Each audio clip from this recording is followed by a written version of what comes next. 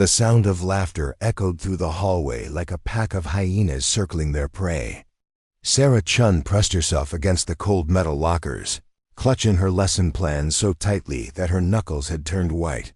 Just 3 weeks into her first teaching position at Riverside High School, and she was already questioning every decision that had brought her to this moment. Before we jump back in, tell us where you're tuning in from, and if this story touches you, make sure you're subscribed, because tomorrow I've saved something extra special for you. The group of seniors blocking her path to the faculty lounge seemed to grow larger each day, their leader Marcus Thompson standing at the center like a king holding court. At 24, Sarah looked even younger than her years. Standing barely 5 feet 2 inches tall with her long black hair always pulled back in a practical ponytail, she could easily be mistaken for one of the students. The wire-rimmed glasses perched on her nose and her preference for conservative cardigans and knee-length skirts only added to the impression that she was someone who could be easily overlooked, easily dismissed, easily broken. Sarah had dreamed of becoming a teacher since she was 12 years old, inspired by her own high school English teacher who had seen potential in a quiet, bookish girl from a working-class family. She had worked 3 jobs throughout college to pay for her education, spending long nights in the library studying while her classmates went to parties. Every sacrifice had been worth it for this moment, or so she had thought. Riverside High School was not the suburban paradise she had imagined when she accepted the position. Located in the heart of downtown, the school served a diverse population of 3,000 students, many from families struggling with poverty, broken homes, and limited opportunities. The building itself was a maze of concrete corridors and fluorescent lighting, with windows that were either painted shut or covered with security mesh. The smell of industrial disinfectant mixed with teenage anxiety created an atmosphere that felt more like a prison than a place of learning. The morning had started like every other since she began teaching. Sarah had arrived at 6:30, a full hour before she was required to be there, hoping to avoid the chaos that erupted when students began arriving. Her classroom, room 204 on the 2nd floor, was her sanctuary. She had spent her own money decorating it with motivational posters, comfortable reading chairs, and plants that somehow managed to thrive under the harsh fluorescent lights. The previous teacher had left behind nothing but empty bulletin boards and a lingering sense of defeat that Sarah was determined to overcome. Her first period class was supposed to be advanced placement English literature, but the reality was far different from what the course catalog suggested. Of the 28 students enrolled, only about 15 showed up on any given day, and fewer than half of those were actually interested in learning. The rest seemed to view her class as an opportunity to socialize, sleep, or plan their next disruption. Marcus Thompson was the unofficial leader of the resistance. At 18 years old, he stood 6 feet 4 inches tall with the build of someone who had spent years playing football and working construction jobs during the summer. His presence filled whatever room he entered, and his deep voice could silence a crowded hallway with a single word. He had the kind of natural charisma that drew followers, but he used it to create chaos rather than inspiration. From her first day at Riverside High, Marcus had made it clear that he did not respect her authority. He would arrive late to class, his heavy work boots echoing through the hallway, as he deliberately took his time reaching his seat. When she tried to begin her lessons, he would stage whispered conversations with his friends, just loud enough to be disruptive, but quiet enough to claim innocence when confronted. He had perfected the art of undermining authority through 1,000 small acts of defiance. The administration at Riverside High seemed either unwilling or unable to address the problem. Principal Rodriguez was a well-meaning man in his 50s, who had been worn down by years of budget cuts, political pressure, and students who seemed increasingly difficult to reach. When Sarah had approached him about Marcus's behavior, he had sighed deeply and suggested that she try to connect with the student and understand his perspective. The implication was clear. Dealing with difficult students was her problem, not his. Vice Principal Williams was even less helpful. A former coach who had been promoted to administration, more for his ability to handle athletic booster clubs than for his educational vision, he seemed to view classroom disruptions as character building exercises. "These kids need to be challenged," he would say, as if Marcus's behavior was somehow preparing Sarah for the real world rather than making her job impossible. The other teachers at Riverside High fell into two categories: those who had given up trying to maintain order and those who ruled through fear and intimidation. Sarah had watched veteran teachers like Mr. Brennan, who taught history in the room next to hers, simply ignore disruptions and continue with their lessons as if nothing was happening. Others, like Miss Foster from the math department, maintained control through a combination of detention slips, parent phone calls, and pure force of personality that came from 20 years of experience. Sarah had tried every strategy she could think of. She had attempted to build relationships with her students, asking about their interests and trying to connect literature to their lives. She had offered extra credit opportunities, brought in snacks for the class, and even rearranged her seating chart multiple times in hopes of breaking up the disruptive groups. Nothing seemed to work. Marcus and his followers treated every gesture of kindness as a sign of weakness, every attempt at connection as an invitation to push further. The breaking point had been building for weeks. It started with small things. Marcus arriving later and later to class, his friends laughing at inside jokes during her lessons, paper airplanes appearing whenever she turned to write on the whiteboard. When she tried to address the behavior directly, Marcus would look at her with mock confusion and ask what he had done wrong. His tone was always just respectful enough to avoid obvious insubordination, but his intent was clear to everyone in the room. The other students in her class had begun to pick sides. Some, like Jennifer Martinez and David Kim, genuinely wanted to learn and were frustrated by the constant disruptions. They would shoot angry looks at Marcus and his friends, but they were too intimidated to speak up directly. Others seemed to enjoy the entertainment, treating each class period like a performance where the question was not what they would learn, but how far Marcus would push their young teacher before she finally broke. Sarah's personal life had begun to suffer as well. She found herself staying at school until late in the evening, not because she had work to finish, but because she dreaded going home to her small apartment where she would spend the night planning lessons that she knew would be derailed by disruptions. She had lost weight from stress and lack of appetite, and her friends from college had begun to express concern about the dark circles under her eyes and her increasing reluctance to join them for social activities. The financial pressure only made everything worse. Sarah was still paying off her student loans, and her teacher's salary barely covered her basic expenses. She had moved to a cheaper apartment farther from the school to save money, which meant a longer commute and higher gas expenses. Every purchase required careful consideration, and she often found herself choosing between buying materials for her classroom and buying groceries for herself. Her family had tried to be supportive, but they lived 3 states away and struggled to understand the reality of her situation.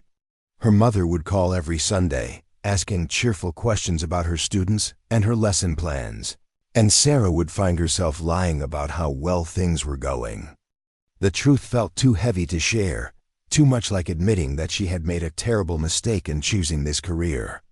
What made the situation even more frustrating was that Sarah could see the potential in her students, including Marcus. When she had first reviewed his academic records, she had been surprised to discover that he was actually quite intelligent. His standardized test scores suggested someone capable of college-level work, and his previous teachers had noted his leadership abilities and his talent for creative writing. But somewhere along the way, he had decided that being the class clown was more valuable than being a scholar. Preparing and narrating this story took us a lot of time, so if you are enjoying it, subscribe to our channel It means a lot to us. Now back to the story. The other students in Marcus's group were equally complex. Tommy Rodriguez was a talented artist who spent most of class time drawing elaborate sketches in the margins of his notebook instead of paying attention to the lesson. Ashley Brooks had a quick wit and a sharp tongue that could be devastating when directed at a teacher. But Sarah had glimpsed moments of genuine insight during class discussions about the books they were reading. Even Jake Morrison, who seemed to exist solely to laugh at Marcus's jokes, had written a surprisingly thoughtful essay about his experiences growing up in foster care. Sarah had tried to reach out to each of them individually, offering encouragement and attempting to build the kind of relationships that education experts insisted were the key to classroom management. She had complimented Tommy's artwork and suggested that he might enjoy the visual imagery in the poetry they were studying. She had praised Ashley's contributions to class discussions and encouraged her to consider joining the debate team. She had worked with Jake to help him improve his writing skills and had celebrated his small victories with genuine enthusiasm. For brief moments, these efforts seemed to work. Tommy would look up from his drawings and ask a thoughtful question about the symbolism in a particular passage. Ashley would engage in sophisticated literary analysis that impressed even Sarah with its depth and originality. Jake would submit an assignment that showed real effort and growth. But then Marcus would reassert his influence, making a joke or staging a disruption that reminded everyone where their loyalties were supposed to lie. The dynamic in the classroom had become a complex power struggle that went far beyond simple misbehavior. Marcus had positioned himself as the protector of his peers against an authority figure who, in his view, did not understand their lives or their challenges. He seemed to believe that by undermining Sarah's authority, he was defending his friends against a system that had consistently failed them. In his mind, teachers were just another group of adults who would promise change and then disappear, leaving the students to deal with the same problems they had always faced.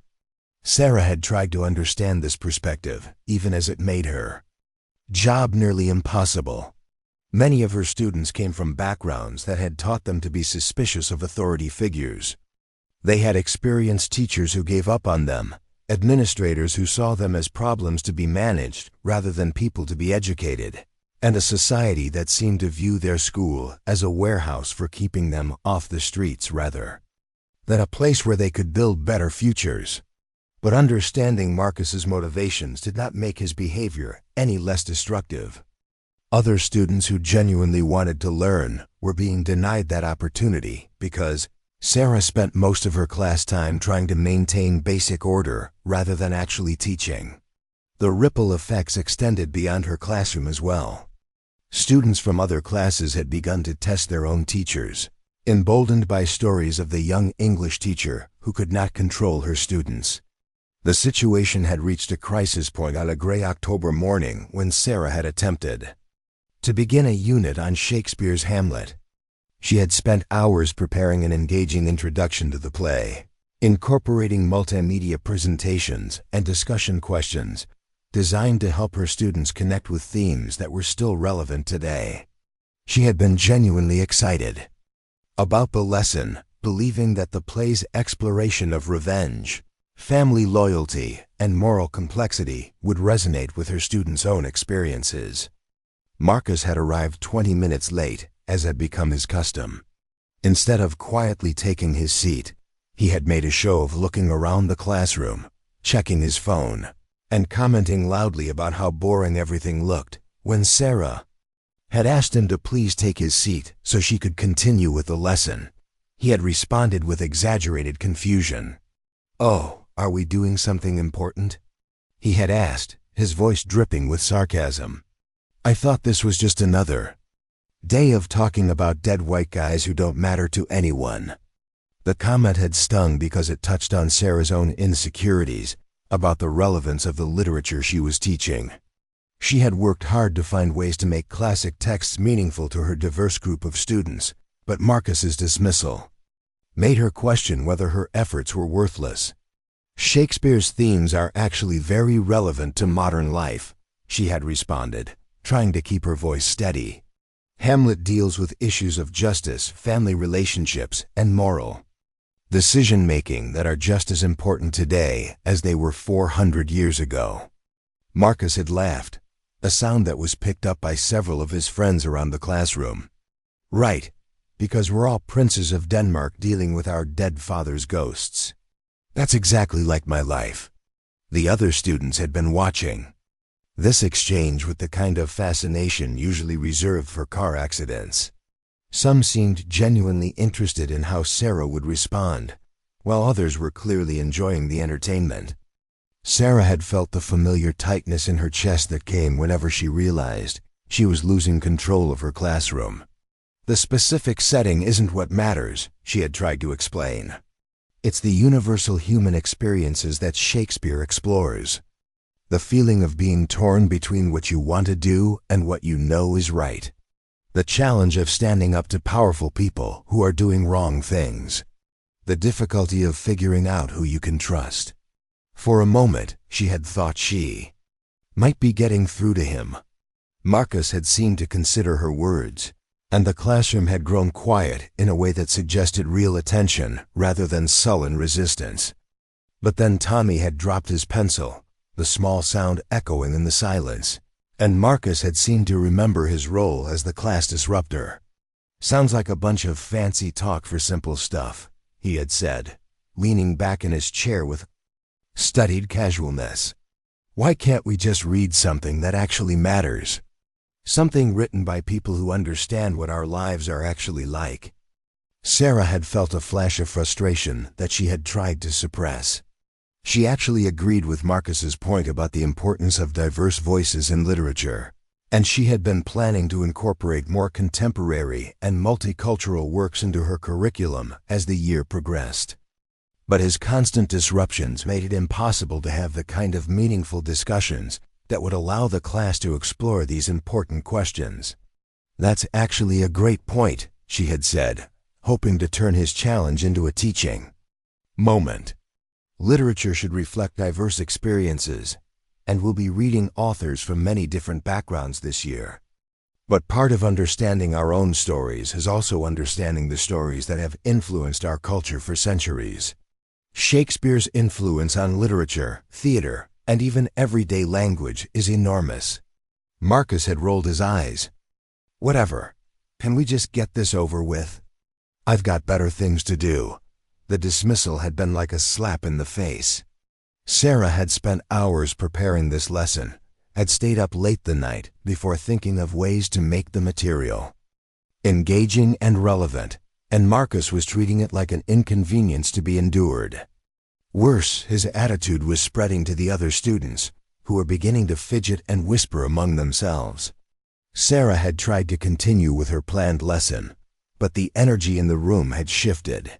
Students who had seemed interested at the beginning of class were now checking their phones or staring out the windows. Tommy had returned to his drawing, this time making no effort to hide what he was doing. Ashley was having a whispered conversation with the girl sitting next to her, occasionally glancing up at Sarah with a look that seemed to say she was wasting everyone's time. The final blow had come when Sarah had attempted to show a video clip from a modern adaptation of Hamlet, hoping that the visual element would recapture her students' attention. As she had turned on the projector and dimmed the lights, Marcus had begun providing his own commentary on the action, making jokes about the actors' costumes and accents that had his friends laughing loudly enough to drown out the dialogue. "Marcus, please stop talking during the video," Sarah had said, trying to keep her voice calm and professional. "I'm just trying to help everyone understand," he had replied with mock innocence. "This old English is pretty hard to follow. The video has subtitles, and we discussed the language before we started watching," Sarah had pointed out. "Yeah, but some of us learn better with interaction," Marcus had said, using educational jargon in a way that was clearly intended to mock her teaching methods. Sarah had paused the video and turned on the lights, knowing that she had lost any hope of completing her planned lesson. The other students had looked at her expectantly, waiting to see how she would respond to Marcus's latest challenge. She had felt the weight of their attention, the sense that this moment was somehow a test that would determine how the rest of the year would unfold. "Marcus, I need you to step into the hallway with me," she had said, her voice barely containing her frustration.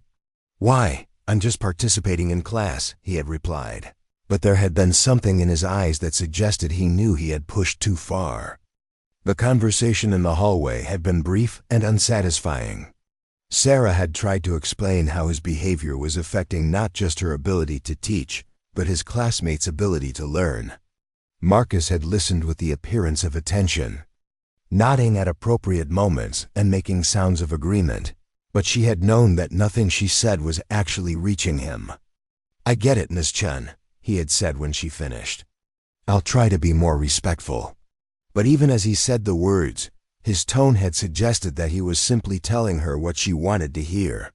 When they had returned to the classroom, he had been quiet for the remaining 15 minutes of class, but his silence had felt more like a temporary ceasefire than a genuine change of attitude. That afternoon, Sarah had stayed in her classroom long after the final bell, staring at her lesson plans and wondering what she was doing wrong. She had reread the education textbooks from her college courses, searching for strategies she might have overlooked.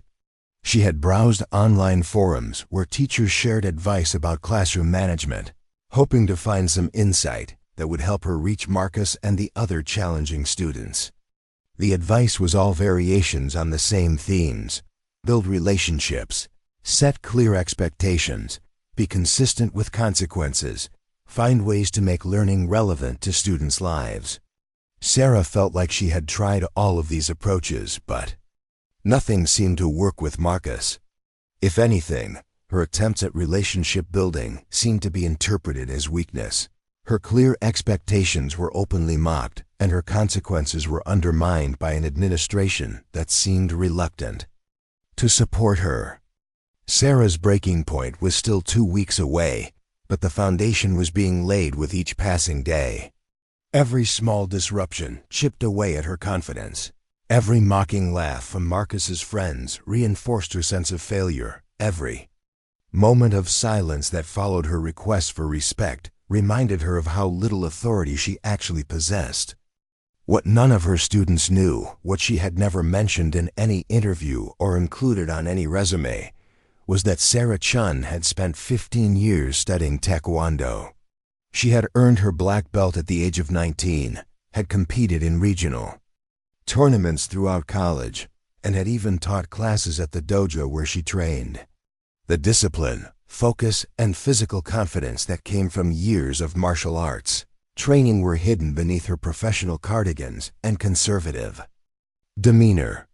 Sarah had made a conscious decision not to mention her martial arts background when she applied for teaching positions. She had worried that potential employers might see it as somehow incompatible with the nurturing, gentle image they expected from an English teacher. She had also been concerned that students might view her differently if they knew she was capable of physical confrontation, and she had wanted to establish her authority through academic expertise and classroom management skills rather than through any suggestion of physical intimidation. But as she sat in her empty classroom that October afternoon, watching the shadows grow longer outside her windows, Sarah found herself wondering if she had made a mistake. Not because she wanted to use physical force against her students, but because the confidence and inner strength that came from knowing she could defend herself might have helped her project the kind of quiet authority that would have prevented the situation from deteriorating to this point. Her martial arts training had taught her that true strength came not from the ability to defeat opponents, but from the confidence that came with knowing you could protect yourself if necessary. That confidence affected the way you walked, the way you spoke, the way you held yourself in challenging situations. It was a subtle thing, but people sensed it, even if they could not articulate what they were perceiving. Sarah had spent so much energy trying to project professionalism and academic competence that she had hidden the very qualities that might have helped her command respect from students like Marcus. She had made herself smaller, quieter, more deferential than she actually was, believing that this was what being a good teacher required. As she finally gathered her things and prepared to leave for the day, Sarah made a decision that would change everything. She would continue trying to reach Marcus through conventional means, continue following the advice of education experts and the guidance of her administrators. But she would also stop hiding who she really was. She would carry herself with the confidence that came from years of training, would speak with the quiet authority that she had learned in the dojo, and would project the kind of inner strength that commanded respect without demanding it. She did not know that in exactly 2 weeks, this decision would be put to the ultimate test. She did not know that Marcus Thompson was planning something that would force her to choose between her professional identity and her personal safety. She did not know that the skills she had spent 15 years developing would finally find their purpose in the last place she had ever expected to use them. But as Sarah walked through the empty hallways of Riverside High School that evening, her footsteps echoing off the concrete walls, something fundamental had shifted inside her. The scared young teacher who had arrived at work that morning was beginning to transform into someone stronger, someone who would not be broken by a teenage bully, no matter how tall he stood or how loud he laughed. The storm was coming, and for the first time since she had started teaching at Riverside High, Sarah Chun was ready to meet it. The November rain drummed against the windows of room 204 with the persistence of an unwelcome visitor. Sarah stood at the front of her classroom, watching the last few students file in for third period, their sneakers squeaking against the wet linoleum floors. She had arrived at school that morning with a renewed sense of purpose, determined to implement the changes she had been contemplating for weeks. Her posture was straighter, her voice carried more conviction, and there was something different in her eyes that several students had already noticed. Marcus Thompson entered the room exactly 12 minutes after the bell, his usual dramatic entrance accompanied by the sound of his heavy boots and the rustle of his oversized jacket. But this time, instead of the apologetic glance or nervous fidgeting that had become her trademark response, Sarah simply looked at him with steady, calm eyes and continued with her lesson introduction. "As I was saying," she continued without missing a beat, "today we're going to explore the concept of power dynamics in literature, specifically looking at how characters choose to wield or surrender their influence over others." Marcus paused in his journey to his seat, clearly expecting some kind of response to his tardiness. When none came, he seemed momentarily thrown off balance. He had grown accustomed to Sarah's flustered requests for him to hurry to his seat, her nervous explanations of what he had missed, her obvious discomfort with his disruption of her carefully planned lessons. This new response was unexpected, and for just a moment, uncertainty flickered across his face. Sarah had spent the weekend reading about power dynamics, not just in literature, but in psychology and sociology, texts that explored how authority was established and maintained in group settings. She had come to understand that her previous attempts to manage Marcus's behavior had actually been reinforcing his disruptive patterns. By giving his actions so much attention, by allowing his disruptions to derail her lessons, by treating his presence as a problem to be managed rather than simply a fact to be acknowledged, she had inadvertently made him the center of her classroom's dynamic. "Tommy, would you read the first paragraph on page 47? Sarah asked deliberately, choosing one of Marcus's closest friends for participation. Tommy Rodriguez looked up from his notebook, where he had been working on an intricate sketch of a dragon breathing fire across a medieval landscape. He glanced quickly at Marcus, clearly seeking guidance on how to respond, but Marcus was still processing this new version of his English teacher and offered no clear signal. Sure, Miss Chun," Tommy said, flipping to the correct page with obvious reluctance. As Tommy began reading the passage from their current novel, Sarah noticed other small changes in the classroom dynamic. Ashley Brooks was actually following along in her book instead of filing her nails under her desk. Jake Morrison had put away his phone and was listening to the reading with what appeared to be genuine attention. Even some of the students who typically zoned out completely seemed more focused than usual. The change was subtle but unmistakable. Sarah's new confidence was creating a different energy in the room, one that invited engagement rather than resistance. Students were responding to her authority not because she was demanding it more forcefully, but because she was projecting it more naturally. The difference was the same as that between a person shouting to be heard over noise and someone speaking with such clarity and conviction that others instinctively stopped to listen. Marcus, however, was not ready to accept this shift. As Tommy finished reading the assigned passage, Marcus raised his hand with exaggerated enthusiasm. "Yes, Marcus?"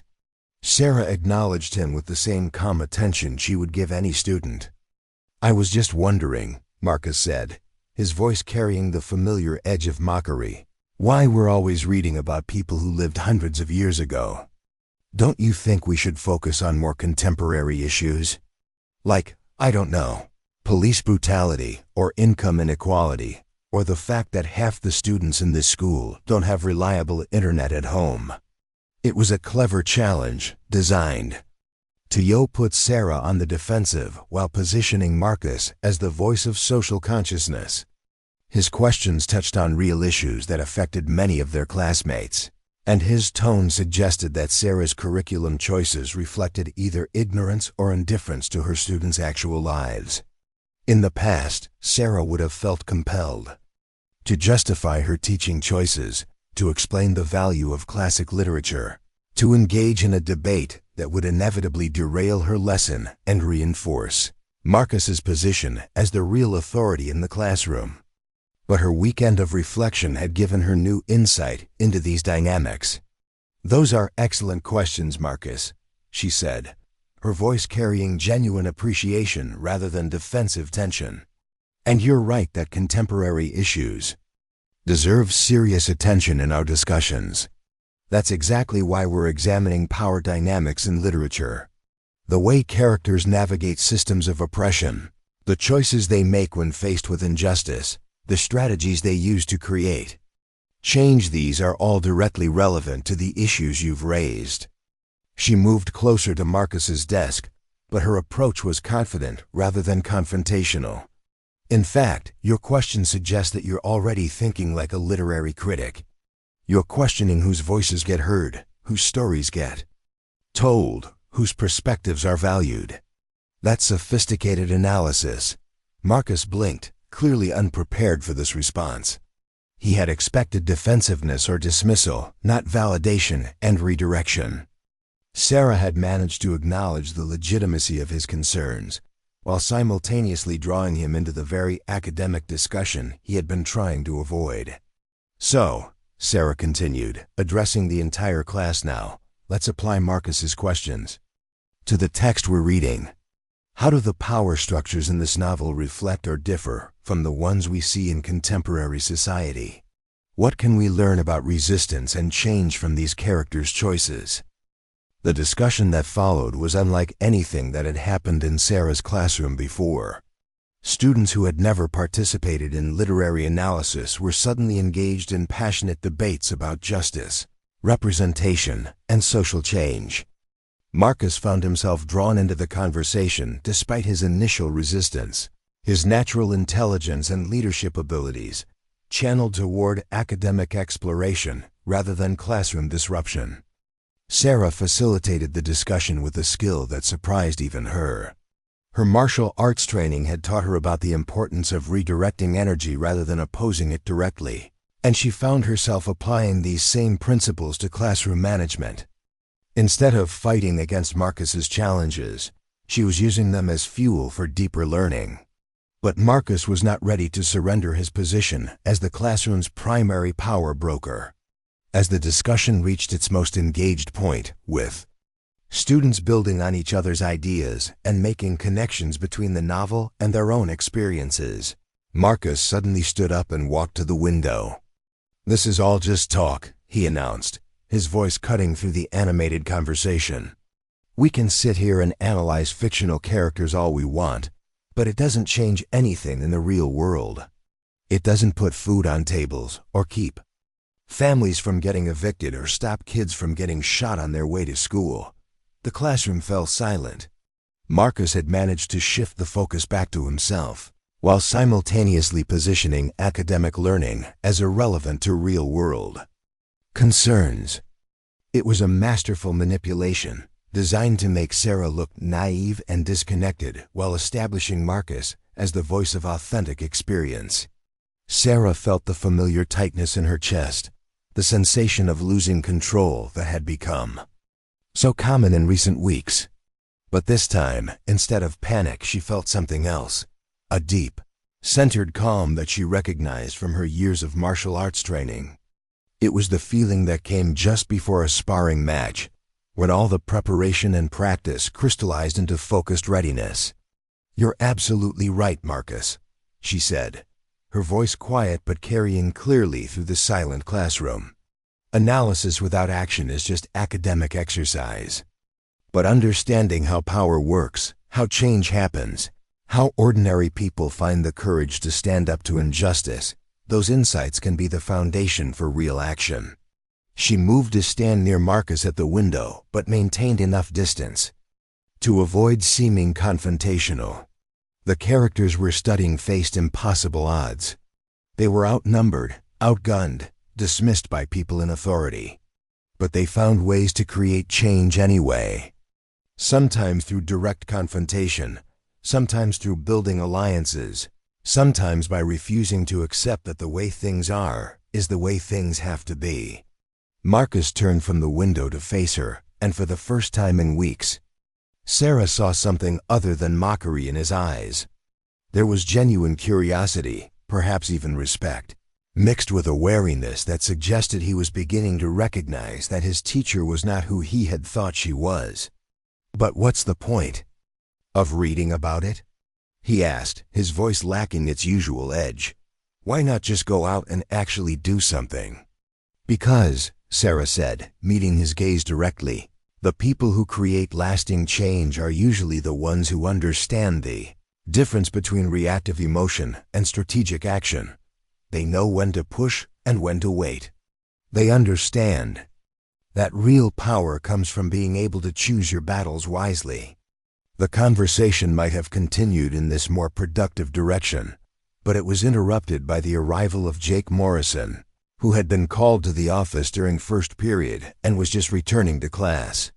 Jake entered the room with the kind of explosive energy that suggested he was upset about something, and he immediately sought out Marcus's attention. "Dude, you're not going to believe what just happened," Jake announced, apparently oblivious to the fact that he was interrupting a class discussion. "Rodriguez tried to give me detention for being 30 seconds late to his class. 30 seconds. Like he's never been late to anything in his life." Sarah recognized this as a potential turning point. Jake's dramatic entrance and obvious agitation could easily derail the productive discussion they had been having, and Marcus's response would signal whether he was genuinely interested in the academic conversation or simply looking for an excuse to return to his role as classroom disruptor. "Jake," Sarah said calmly, "please take your seat. We're in the middle of an important discussion that I think you'd find interesting." Jake looked at her as if she had spoken in a foreign language. "But this is about Rodriguez being totally unfair. Don't you think we should talk about real problems instead of whatever book stuff you've got going on?"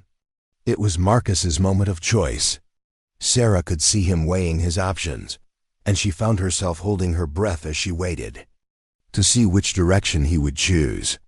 Would he use Jake's disruption as an excuse to abandon the academic engagement that had been developing, or would he demonstrate the kind of leadership that could elevate the entire classroom dynamic? "Actually, Jake," Marcus said slowly, we're talking about exactly that kind of stuff. About how people in power make rules and expect everyone else to follow them, even when the rules don't make sense." Jake looked confused. "We were?" "Yeah," Marcus continued, and Sarah could hear him working through ideas in real time.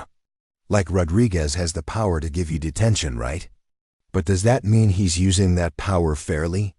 And what do you do when someone with authority over you is being unreasonable? Sarah felt a surge of hope. Marcus was not only engaging with the academic concepts, but was helping to bring Jake into the discussion as well. This was the kind of peer leadership that could transform her classroom, and she was seeing it happen in real time. But Jake was not interested in philosophical discussions about power and justice. He was angry about his detention, frustrated with what he saw as yet another example of adult authority being used against him unfairly, and looking for allies in his outrage rather than insights into complex social dynamics. "I don't want to talk about it," Jake said, throwing himself into his seat with enough force to make the desk scrape loudly against the floor. "I want to do something about it. I'm tired of adults treating us like we don't matter." The energy in the room shifted abruptly. Other students who had been engaged in the literary discussion were now looking at Jake with sympathy and interest. Several nodded in agreement with his sentiment, and Sarah could feel the careful academic focus she had been building beginning to dissolve into adolescent resentment and reactivity. That's exactly the kind of thinking that keeps people powerless, Marcus said, and his words surprised everyone in the room, including Sarah. Getting angry and wanting to do something without thinking it through first. That's how you end up making things worse instead of better. Jake stared at his friend as if he had been betrayed. "What are you talking about? Since when do you care about thinking things through? You're the one who's always saying we should stand up for ourselves." "There's a difference between standing up for yourself and just being reactionary," Marcus replied, and Sarah realized that he was applying concepts from their discussion to Jake's situation. Real power comes from understanding the system and finding smart ways to work within it or change it. "That's what they want you to think," Jake shot back, his voice rising. "They want you to believe that if you just follow the rules and think positive thoughts, everything will work out. But the system is rigged, man. It's designed to keep people like us down." The argument between the two friends was drawing in other students, with some supporting Jake's call for immediate action and others seeming intrigued by Marcus's more analytical approach. Sarah found herself in the unusual position of watching Marcus defend the value of careful thinking and strategic planning, concepts that she had been trying to teach for weeks. But the situation was becoming more heated, and Sarah recognized that she needed to intervene before it escalated further. The productive academic discussion was in danger of being overwhelmed by raw emotion and adolescent drama. "Both of you are raising important points," she said, her voice cutting through the rising tension. "Jake, your frustration with unfair treatment is completely valid. And Marcus, your insight about the importance of strategic thinking shows real maturity." She moved to the center of the classroom, positioning herself where she could address both students directly. "But here's what I think you're both missing. Change requires both emotional passion and intellectual analysis. You need to care enough to act, but you also need to think carefully about how to act effectively." Jake was still angry, but he was listening. Marcus was nodding thoughtfully, clearly engaged with the ideas. The rest of the class was watching this exchange with the kind of attention usually reserved for dramatic movies or social media videos. "The characters we've been studying faced the same dilemma," Sarah continued. "They were angry about injustice, but they had to figure out how to channel that anger into effective action. Some chose direct confrontation, some chose subtle resistance, some chose to work within the system to change it. The key was that they chose their approach deliberately, based on their understanding of the situation and their assessment of what would actually work. But what if the system is so corrupt that working within it just makes you part of the problem?" Ashley Brooks asked, speaking up for the first time in weeks. Sarah felt a thrill of excitement. Ashley's question showed sophisticated critical thinking, and it was exactly the kind of engagement she had been hoping to inspire. "That's one of the central questions in literature and in life," she responded. When is it ethical to work within existing structures, and when is it necessary to challenge them directly? The discussion that followed was intense and wide-ranging. Students were making connections between the novel they were reading and current events, between historical examples of social change and their own experiences with unfairness and injustice. Sarah found herself facilitating rather than directing the conversation, as students built on each other's ideas and challenged each other's assumptions. Marcus was emerging as a natural discussion leader, but in a completely different way than his previous role as classroom disruptor. Instead of derailing academic conversation, he was elevating it. Instead of positioning himself in opposition to learning, he was demonstrating intellectual curiosity and analytical thinking. But the transformation was fragile, and Sarah knew that it could be easily undermined if the right trigger presented itself. That trigger came in the form of an announcement over the school's intercom system. "Attention students and staff," came the crackling voice of Vice Principal Williams. "Due to budget constraints, the after-school tutoring program will be discontinued effective immediately. We apologize for any inconvenience this may cause." The announcement hit the classroom like a physical blow.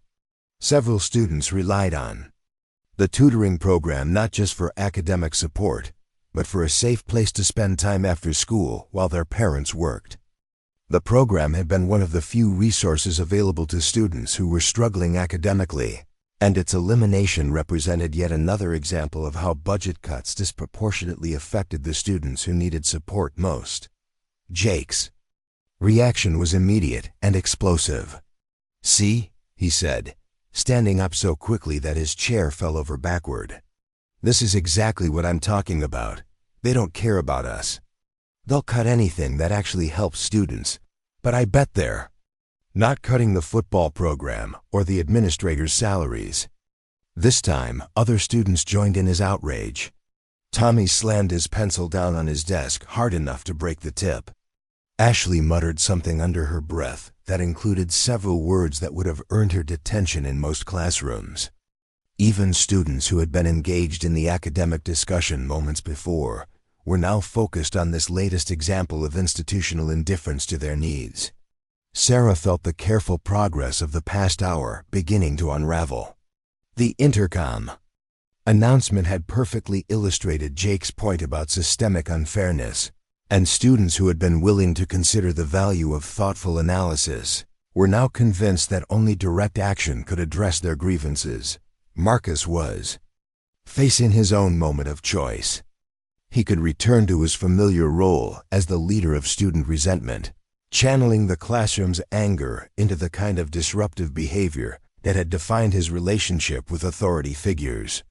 Or he could demonstrate the kind of mature leadership that the morning's discussion had revealed was possible. "This sucks," Marcus said, and several students nodded in agreement. "But getting angry isn't going to bring the program back. So what do you suggest?" Jake demanded. "That we just accept it? That we sit here and analyze it like it's some kind of literary symbol?" Marcus was quiet for a moment, and Sarah could see him thinking through the implications of his response. The entire classroom was waiting to see which version of Marcus Thompson would emerge, the disruptor or the leader. "I suggest we figure out who made this decision and why," Marcus said finally. "I suggest we find out what the actual budget numbers look like and whether there are other ways to fund the program. I suggest we organize and present alternatives instead of just complaining about problems." His response surprised everyone, including himself. Marcus had spontaneously applied the analytical thinking skills that the morning's discussion had explored, and he was proposing exactly the kind of strategic approach that effective social change required. "That's going to take forever," Jake protested. "By the time we organize and present alternatives, half the kids who need tutoring will have already failed their classes. So what's your plan?" Marcus shot back. "Storm the principal's office? Refuse to go to class? Get yourself suspended so you definitely can't help anyone?" The tension between the two friends was escalating, And Sarah recognized that she needed to intervene before their disagreement turned into a full-scale argument that would destroy the collaborative atmosphere she had been building.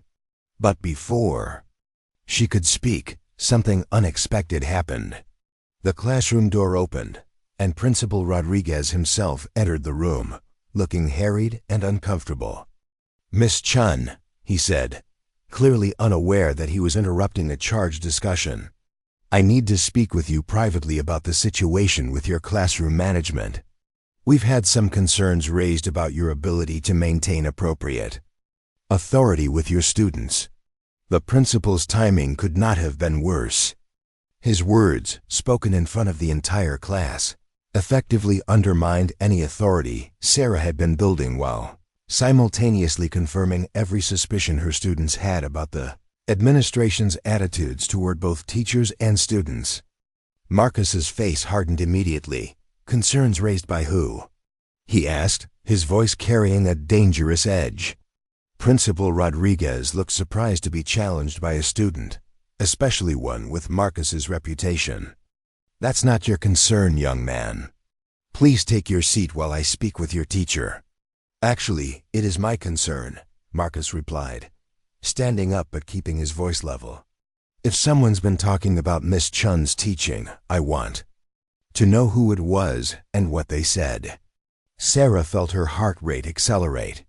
The situation was spiraling out of control, and she could see multiple disasters converging simultaneously. Marcus was challenging the principal directly, which could result in serious disciplinary action. The entire class was watching this confrontation with the kind of intense focus usually reserved for entertainment. And her own professional reputation was being called into question in front of her students. "Marcus, please sit down," she said, quietly, but her voice carried an authority that had been absent from her earlier interactions with him. "No, Miss Chen," Marcus replied, but his tone was respectful rather than defiant. "This isn't right. Someone's been lying about you, and it's not fair for him to come in here and embarrass you in front of us." Principal Rodriguez's face was turning red, a clear sign that his patience was wearing thin. "Young man, you need to learn to show respect for authority. I don't appreciate your tone, and I certainly don't appreciate your interference in adult business, and I don't appreciate you disrespecting our teacher," Marcus shot back, his voice rising slightly. "Miss Chun is the best teacher in this school. She actually cares about us and treats us like we matter. If you can't see that, maybe you're the one with the problem." The classroom had gone completely silent. Students were staring at Marcus with a mixture of admiration and disbelief. Sarah felt simultaneously proud of his defense and terrified of the consequences he was likely to face. "That's enough," Principal Rodriguez said, his voice carrying the kind of cold authority that came from years of administrative experience. "You can explain your attitude to me in my office right now." Marcus looked at Sarah, and she could see him calculating the costs and benefits of continued resistance. She gave him a small nod, hoping to communicate that she appreciated his support, but didn't want him to sacrifice his own welfare for her sake. "Fine," Marcus said, "but I'm not apologizing for standing up for someone who actually deserves respect." As Marcus gathered his things and walked toward the door, the other students in the class began to stir. Several seemed ready to follow his example and challenge the principal's authority directly. Sarah realized that she was facing a potential classroom revolt, with her students preparing to defend her in ways that could result in serious consequences for all of them. "Wait," she said, her voice cutting through the tension with surprising clarity. Everyone in the room turned to look at her, including Principal Rodriguez and Marcus, who had paused in the doorway. "Principal Rodriguez," Sarah continued, stepping forward with the kind of confident posture she had been practicing for weeks. "I appreciate your concern about my classroom management, but this is not the appropriate time or place for this discussion. My students are in the middle of an important lesson, and your interruption is disrupting their learning." The principal looked at her as if she had grown a second head.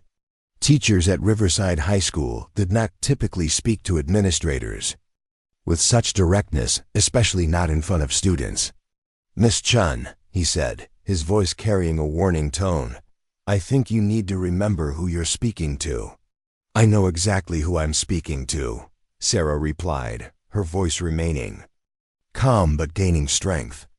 "I'm speaking to the educational leader of this school, someone who should understand the importance of not undermining teachers in front of their students." The tension in the room was electric. Students were watching this exchange with the kind of fascination usually reserved for reality television drama. Marcus had stopped moving toward the door and was staring at his teacher with obvious admiration. Even Principal Rodriguez seemed momentarily unsure of how to respond. "Furthermore," Sarah continued, "if you have concerns about my teaching, I'd be happy to discuss them during my planning period or after school. But right now, my responsibility is to my students and their learning." She turned to address the class, her voice taking on the kind of quiet authority that commanded attention without demanding it. "Please take out your journals and write a brief reflection on today's discussion about power dynamics and social change. Consider the questions we've been exploring and how they apply to situations you've witnessed or experienced personally." The students, still processing what they had just witnessed, began following her instructions. Even Marcus, after a moment's hesitation, returned to his seat and took out his journal. Principal Rodriguez stood in the doorway for several seconds, clearly struggling with how to respond to this unexpected assertion of teacher authority. Finally, he nodded curtly and said, "We'll continue this conversation later, Miss Chun." After he left, the classroom remained unusually quiet. Students were writing in their journals, but Sarah could feel the changed energy in the room. Something fundamental had shifted, not just in her relationship with Principal Rodriguez, but in the way her students viewed her authority and competence. Marcus looked up from his journal and caught her eye. "Miss Chun," he said quietly, "that was pretty awesome." Sarah felt herself smile, a genuine expression of satisfaction and relief. "Thank you, Marcus. Your support meant a lot to me." "Does this mean we're going to start standing up to all the unfair stuff that happens around here?" Ashley asked, her voice carrying a note of hope. "It means," Sarah replied carefully, "that we're going to continue learning about how change happens and how ordinary people can make a difference. And it means that in this classroom, we treat each other with respect and work together toward understanding." The rest of the class period passed quickly, with students more engaged and focused than they had been since the beginning of the school year. As the bell rang and students began gathering their things, Marcus approached Sarah's desk. "Miss Chun," he said, his voice uncharacteristically serious, "I'm sorry about all the trouble I've been causing. I didn't realize that you were actually trying to help us." Sarah looked at him thoughtfully. "What made you change your mind?" Marcus was quiet for a moment, clearly thinking through his response. "When you stood up to Rodriguez just now, you reminded me of my grandmother. She was tiny like you, but nobody messed with her because she had this quiet strength that made you know she wasn't going to back down from what was right." "Your grandmother sounds like a wise woman," Sarah sighed. "She was," Marcus replied. "She always told me that real strength isn't about how loud you can yell or how many people you can intimidate. She said it was about knowing who you are and not letting anyone make you forget it." As Marcus left the classroom, Sarah sat down at her desk and took a deep breath. The morning had been emotionally exhausting, but it had also been transformative. She had found her voice as a teacher, had begun to earn the respect of her most challenging student, and had demonstrated to herself that she could handle confrontation without losing her professional composure. But she also knew that the real test was still coming. Principal Rodriguez would not forget her public assertion of authority, and there would likely be consequences for her refusal to defer to his inappropriate interference. The system that protected students like Marcus also protected administrators like Rodriguez, and challenging that system required more than just classroom courage. As she prepared for her next class, Sarah found herself thinking about her grandmother too. Like Marcus's grandmother, she had been a small woman with quiet strength. She had survived wars and poverty and discrimination, and she had taught Sarah that true power came not from never falling down, but from always getting back up. The afternoon would bring new challenges, new opportunities to demonstrate the kind of leadership that her students needed to see. But for now, Sarah Chun sat in her classroom and felt something she had not experienced since arriving at Riverside High School, the quiet confidence that came from knowing she belonged exactly where she was. The showdown came on a Friday afternoon.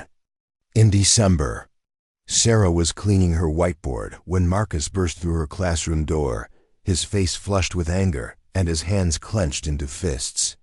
"They're kicking me out," he announced, his voice cracking with emotion. "Rodriguez says I've been too disruptive, too disrespectful. My mom's coming in Monday for a suspension hearing." Sarah set down her eraser and turned to face him fully. "What happened?" "Nothing that wasn't happening before," Marcus said, beginning to pace around the empty classroom. "Same stuff, different day. But now suddenly it's a pattern of behavior that threatens the learning environment." Sarah felt a cold realization wash over her. This was retaliation for Marcus defending her against Principal Rodriguez. The administration was using his past behavior as justification to remove him now that he had become inconvenient. "Marcus, sit down," she said gently. "Tell me exactly what happened." As Marcus recounted the events of the day, Sarah's anger began to build. He had been targeted for minor infractions that were routinely ignored when committed by other students. The sudden enforcement of rules that had been selectively applied was clearly designed to remove a student who had begun challenging the school's power structure. "I can't let them do this to you," Sarah said, surprising herself with the intensity of her conviction. "What can you do?" Marcus asked bitterly. "You're just a teacher. They don't listen to teachers any more than they listen to students." Sarah looked at him for a long moment, then walked to her desk and picked up her phone. "We'll see about that." 20 minutes later, Principal Rodriguez arrived at Sarah's classroom with Vice Principal Williams in tow. Both men looked irritated at being summoned by a first-year teacher, but they had come nonetheless. "Miss Chun," Rodriguez began, "I don't appreciate being ordered to appear in your classroom. If you have concerns about a student's disciplinary action, there are proper channels to follow." "You're absolutely right," Sarah replied, standing behind her desk with perfect posture. "There are proper channels. Just like there are proper procedures for documenting behavioral issues and ensuring due process before suspending students." Rodriguez's eyes narrowed. "I'm not sure what you're implying." "I'm not implying anything," Sarah said, her voice calm but firm. "I'm stating directly that Marcus Thompson's sudden suspension appears to be retaliation for his defense of me in my classroom, and I won't allow it." The silence that followed was deafening. Williams shifted uncomfortably, while Rodriguez's face began to redden. "You won't allow it?" Rodriguez repeated, his voice dangerously quiet. "That's correct," Sarah said. "Because if you proceed with this suspension, I'll be filing a formal complaint with the district office documenting the pattern of selective enforcement and administrative harassment that led to this decision." Marcus stared at his teacher in amazement. This was the woman who had seemed so timid and uncertain just months before, now facing down two administrators without flinching. Rodriguez stepped closer to Sarah's desk. "Miss Chun, I think you're forgetting your place here. You're a probationary employee with no tenure protections. Perhaps you should consider whether this is the hill you want to die on." Sarah moved around her desk to stand directly in front of the principal, her small frame dwarfed by his height, but her presence somehow filling the room. "My place," she said quietly, "is standing up for my students when they're being treated unfairly. That's exactly the hill I choose to die on." You have no idea what you're dealing with, Rodriguez said, his voice rising. This boy has been a problem since his freshman year. One good week in your class doesn't erase 3 years of disruptive behavior. No, Sarah agreed. But it proves he's capable of change when he's treated with respect instead of contempt. Rodriguez reached out to grab Sarah's arm, intending to physically emphasize his authority. It was exactly the mistake Sarah had been unconsciously preparing. The moment his hand touched her, Sarah's training took over. She pivoted smoothly, redirecting his momentum and sending him stumbling backward into a desk. The movement was so fluid and natural that it took everyone a moment to process what had happened. That's assault, Sarah said calmly as Rodriguez regained his balance. I'm now defending myself. Rodriguez, embarrassed and angry, lunged forward again. What followed was a brief but decisive demonstration of 15 years of martial arts training. Every time Rodriguez moved aggressively, Sarah was already somewhere else. Every grab became empty air. Every attempt to use his size advantage was turned against him. Marcus watched in stunned silence as his diminutive English teacher systematically neutralized a man twice her size without ever striking a blow. Williams pressed himself against the wall, too shocked to intervene. Within minutes, Rodriguez was breathing heavily, his shirt untucked and his authority in tatters. Sarah stood perfectly composed, not even breathing hard. Here's what's going to happen, she said, her teacher voice returning with a new edge of steel. Marcus's suspension will be rescinded. You'll document that decision as a recognition that his recent behavioral improvements demonstrate successful intervention. And you'll remember that teachers and students in this school deserve respect, not intimidation. Rodriguez straightened his tie with shaking hands. You can't do this. I just did, Sarah replied simply. As the administrators left her classroom in defeat, Marcus remained seated, staring at his teacher with something approaching awe. How long have you been able to do that? He asked finally. 15 years, Sarah said. But this is the first time I've had to use it. Why didn't you tell us? Sarah considered the question. Because I wanted to earn your respect through teaching, not through fear. Marcus nodded slowly. You did both. The following Monday, word of the confrontation had spread throughout Riverside High. Students who had never spoken to Sarah began greeting her in the hallways. Teachers who had been struggling with similar issues started asking for her advice. The entire culture of the school began to shift as people realized that standing up to bullies was possible, even when those bullies wore administrative badges. Marcus became Sarah's most dedicated student and eventually her teaching assistant. The self-defense club she started drew students from across the district. Principal Rodriguez was quietly transferred to a different school.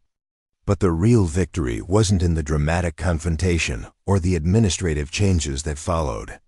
It was in the quiet moment when Marcus submitted his college application essay about the teacher, who had shown him that true strength came from protecting others, not dominating them.